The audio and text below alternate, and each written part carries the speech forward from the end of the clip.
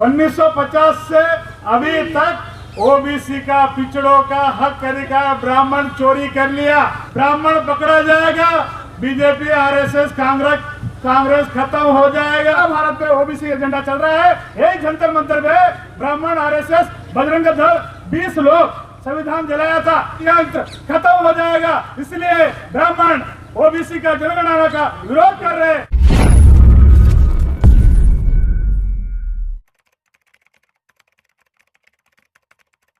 40 करोड़ है, उसमें आधा हिस्सा 70 करोड़ ओबीसी का संख्या है।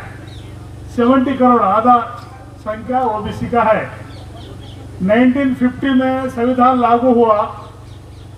1950 से 1992 में ओबीसी का आरक्षण अमल में आया। संविधान 42 साल के बाद ओबीसी का आरक्षण 27% 1992 में अमल हुआ। 1950 से 1992 तक 40 ईयर 40 साल ओबीसी का आरक्षण कौन खाया?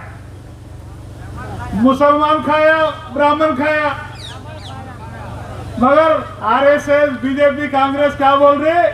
आप ओबीसी का आरक्षण, हक अधिकार मुसलमान खा लिया, ऐसा झूठ प्रचार कर रही। 40 साल तक ओबीसी का हक अधिकार आरक्षण पूरा 3% ब्राह्मण खा लिया। इसको बोलते चोरी कर लिया। चोरी कर लिया। 40 साल ओबीसी का हक अधिकार चोरी कर लिया।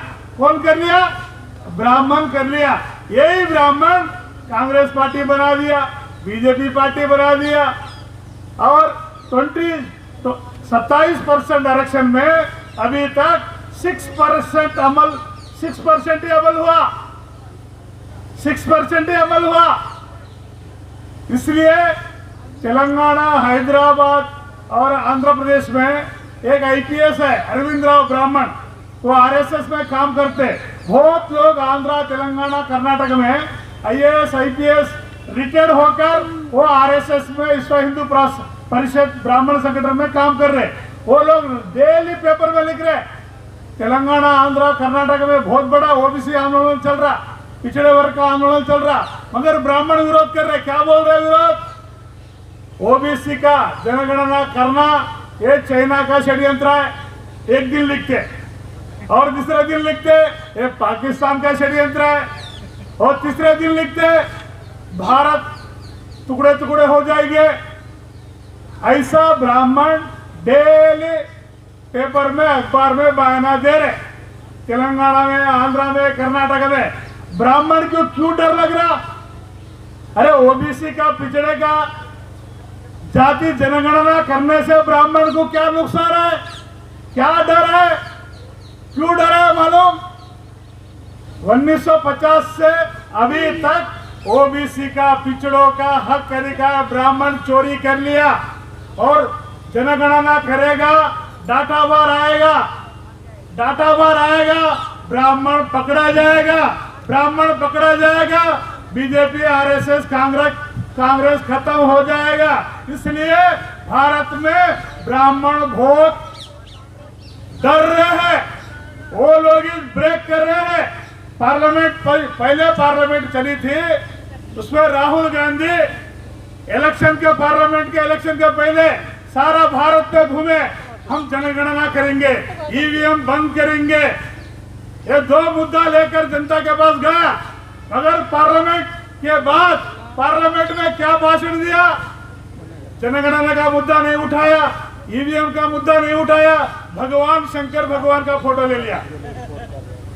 इलेक्शन के पहले जनगणना का मुद्दा उठाया, ईवीएम उठाया, एमएसपी किसान का मुद्दा उठाया, पार्लियामेंट जाकर तीनों मुद्दा बंद कर दिया, भगवान शंकर का मुद्दा उठा लिया। तो इससे पता होता राहुल गांधी भी भगवान हिंदू का मुद्दा उठाने से आरएसएस, बीजेपी की फायदा कर रहा इनडायरेक्टली। और मोदी भी बहुत खुशी है। मोदी कोई वो रोबो है, वो वॉच डॉग है, रियल प्राइम मिनिस्टर नहीं है। भारत का रियल प्राइम मिनिस्टर आरएसएस का चीफ मोहन भगवत ब्राह्मण है। कोई मोदी जनगणना करेगा 2 दिन में प्रधानमंत्री कुर्सी खाली करना पड़ता। देश को चलाने वाले मोहन भगवत है, ब्राह्मण है, वो ओबीसी का विरोध कर रहे हैं, जनगणना विरोध कर रहे हैं, सुप्रीम कोर्ट में एफिडेविट दाखिल कर रहे हैं। मोदी डुप्लीकेट पिछड़े वर्ग है। राहुल गांधी के काउंटर करने के लिए पिछड़े याद आता मोदी को। पिछड़े कब याद आता? राहुल गांधी इलेक्शन के पहले गाली दिया तो मैं पिछड़े हूँ, मैं मोदी हूँ, मेरे गाली दे रहे ओबीसी भाई। ऐसा ओबीसी का मांग कर ओबीसी का मैं ओबीसी बोलकर राहुल गांधी की काउंटर करना पड़ा। तो भारत में सारा भारत में ओबीसी एजेंडा चल रहा है। यही जंतर मंतर में ब्राह्मण, आरएसएस, बजरंग दल 20 लोग संविधान जलाया था। सारा भारत अकबर में मीडिया में आ गया। हम हजारों लोग दिल्ली में जंतर मंतर में ओबीसी का जनगणना करना बोल के प्रदर्शन करेंगे। कोई मीडिया में 2 लाइन नहीं लिखेंगे। तो मीडिया भी ब्राह्मण का है, मीडिया का मालिक भी ब्राह्मण बन गया है। वो आरएसएस बीजेपी का आदेश पर चलने वाले हैं। कोई सोशल मीडिया, यूट्यूब, वो लोग ही लिख सकते हैं, प्रचार कर सकते हैं। इसलिए भारत में ओबीसी का जनगणना ईवीएम मुद्दा ये पूरा 15 साल से वामन मेश्राम साहब भी उठाया, मगर कांग्रेस बीजेपी की मजबूरी हो गया। कांग्रेस बीजेपी की जनगणना मुद्दा बात करना मजबूरी कर दिया। वामन मेश्राम साहब बाम से भी कर दिया, भारत मुक्ति मोर्चा कर दिया। इसलिए आने वाले समय में ओबीसी का सेंसस करेंगे। वो आरएसएस, बीजेपी का, कांग्रेस का, ब्राह्मणों का डेथ वारंट है। ओबीसी का सेंसस हो जाएगा, बहुजन मुक्ति पार्टी पार्लियामेंट में गारंटी चले जाएगा। ओबीसी ब्राह्मण का दुकान, ब्राह्मण का षड्यंत्र खत्म हो जाएगा। इसलिए ब्राह्मण ओबीसी का जनगणना का विरोध कर रहे हैं। इसलिए हम साउथ इंडिया में तेलंगाना, आंध्र, कर्नाटका, तमिलनाडु में ओबीसी का सेंसस मुद्दा बहुत बड़ा आंदोलन चला रहे हैं हम लोग। अभी थोड़ा सा 1 महीने के बाद हम लोग 15-20 दिन के बाद वामन मेश्राम साहब को और विकास चौधरी पटेल के माध्यम से तेलंगाना, आंध्र में बहुत बड़ा ओबीसी का मूवमेंट हम खड़ा करेंगे। मेरे बात ध्यान से सुने। जय भीम, जय ओबीसी, जय संविधान।